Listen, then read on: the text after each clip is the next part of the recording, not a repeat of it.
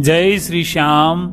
श्याम की कृपा धार्मिक यूट्यूब चैनल पर आप सभी का हार्दिक स्वागत है। आइए आज हम जानते हैं भगवान नारायण को, भगवान देवाधिदेव महादेव को पवित्रक अर्पण करने की विधि। पवित्रक क्यों अर्पण करना चाहिए, किस विधि से करना चाहिए, पवित्रक कौन से धातु का बना होना चाहिए, इसके बारे में जानकारी करते हैं। बोलिए गजानंद महाराज की जय। श्री कृष्णचंद्र भगवान की जय। बहुसम्मत में ऐसा वर्णन मिलता है, श्रावण शुक्ल एकादशी को भगवान को पवित्रक अर्पण किया जाता है। यद्यपि साधारण रूप में बाजार से लाए हुए रेशम या सूत्र के पवित्रक उपयोग में काम में लिए जाते हैं। शास्त्रों में उसका वर्णन विस्तृत रूप से और पृथक रूप से हमें प्राप्त होता है। पवित्रक का मतलब है किसी धातु से निर्मित, किसी सूत्र से निर्मित, कपास आदि के सूत्र बने हुए हों उनसे निर्मित पवित्रक बनाकर माला की तरह, कंठी की तरह बनाकर भगवान को पूजन करके विधि पूर्वक अर्पण किए जाने वाला सूत्र ही पवित्रक कहलाता है। इसको अर्पण करने से नारद जी का वचन है, जो हम साल भर में पुण्य कर्म करते हैं उनका पूर्ण पुण्य फल हमें प्राप्त होता है। तो इसलिए हमें भगवान को वर्ष भर में एक बार पवित्रक अर्पण अवश्य करना चाहिए। तो पवित्र माला की तरह भी होता है, जैसे कमल के तो कमल गट्टा हो उसकी माला बनाकर पूजा विधि से भगवान को अर्पण कर सकते हैं। अन्य किसी धातु के माणक मोती जैसा हमारा सामर्थ्य हो उसके अनुसार भी हम पवित्रक बनाकर विधि पूर्वक पूजन करके अपने देव को अर्पण कर सकते हैं। तो आइए शास्त्रों में क्या लिखा है उसके बारे में भी हम जानते हैं। शास्त्रों में इसका पृथक विधान है। उनके अनुसार मणि, रत्न, सोना, चांदी, तांबा, रेशम, सूत, त्रिशरा, पद्मसूत्र, कुशा, कास, मूंज, शन, वलकल, कपास और अन्य प्रकार के रेशे आदि से पवित्रक बनावें, अथवा सौभाग्यवती स्त्री से सूत कतवाकर उसके 3 तारों को त्रिगुणित करके उनसे पवित्रक बनावें।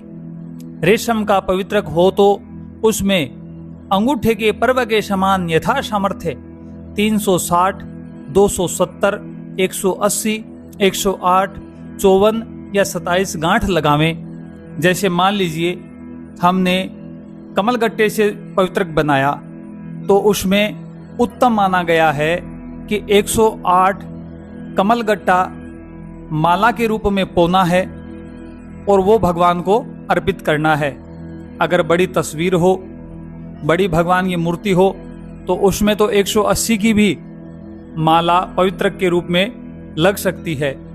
घर में छोटी तस्वीर हो, छोटी मूर्ति हो तो उसमें हम कम से कम 27 मनकों की माला बनाकर भी अर्पित कर सकते हैं। और यदि हम धातु से निर्मित डोरे के रूप में जो हम पवित्रक बनवाते हैं, सोना, चांदी, पीतल, तांबा, कांसा आदि, तो उसमें भी हम 360 कड़ी लगवा सकते हैं। 270, 180, 108, 54, 27 जितनी भी छोटी मूर्ति हो, तस्वीर हो, उसके अनुसार इसका चुनाव कर लेना चाहिए। और यदि हम घर में ही निर्माण करते हैं, सूत से निर्माण करते हैं या फिर हम मौली से निर्माण करते हैं, तो मौली का त्रिगुणा धागा लेकर उसमें 360 गांठे लगा सकते हैं, 270 लगा सकते हैं, 180 लगा सकते हैं, 108, 54, 27 इस तरह से उसमें गांठे लगाकर उसका भी हम पवित्र बना सकते हैं। और उस पवित्र को विधि पूर्वक पूजन करके भगवान को अर्पित कर सकते हैं। पवित्रक बन के जब तैयार हो जावे तो सबसे पहले हमें एक थाली जो पीतल, कांसी आदि की हो वो लेनी है। उसमें स्वास्तिक बनाना है और उस पर वह पवित्रक रखना है। और हम जहाँ पे पूजन करते हैं वहाँ देव के सामने बैठ जाना है। शुद्ध आसन पर पूर्वाभिमुख दीपक जला के, साथ में पानी का लोटा हो, गंध, अक्षत, पुष्प, धूप, दीप और नैवेद्य हमारे साथ में पूजन के लिए हो। सबसे पहले अपने मन और वाणी की, शरीर की पवित्रता के लिए अपने ऊपर जल के छींटे लगावें, तिलक करें और भगवान का स्मरण करते हुए स्वस्ति वाचन करें।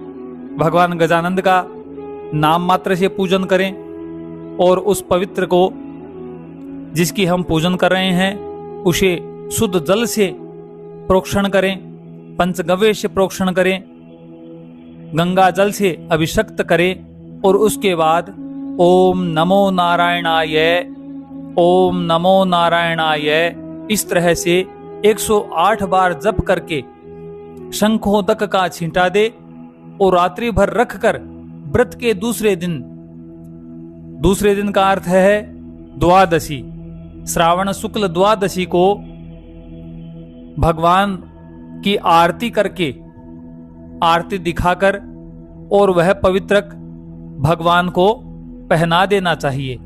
और ऐसा हाथ जोड़कर भगवान से प्रार्थना करें, मणि विद्रुम मालाभिर मंदार कुसुमादिभिः इयं संवत्सरी पूजा तवास्तु गरुड़ध्वज वनमाला यथा देव कौस्तुभः सततं रिधि पवित्रमस्तु ते तद्वत् पूजां च रिधैव है। यह श्लोक पढ़कर भगवान को प्रणाम करें और प्रार्थना करें, हे नारायण, हे देवादिदेव, हमारे से जाने अनजाने में जो वर्ष भर त्रुटियां होती है, गलतियां होती है, अशुद्धियां होती है, उसको क्षमा करे।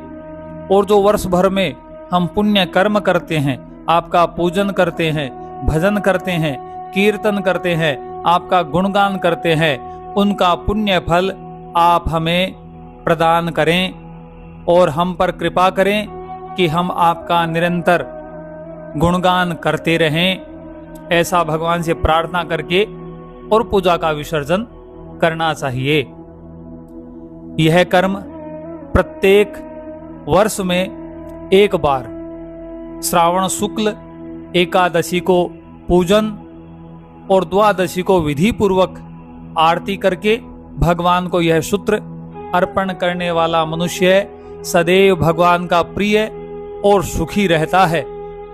ऐसा हमारे पुराणों में कहा गया है। जय श्री श्याम।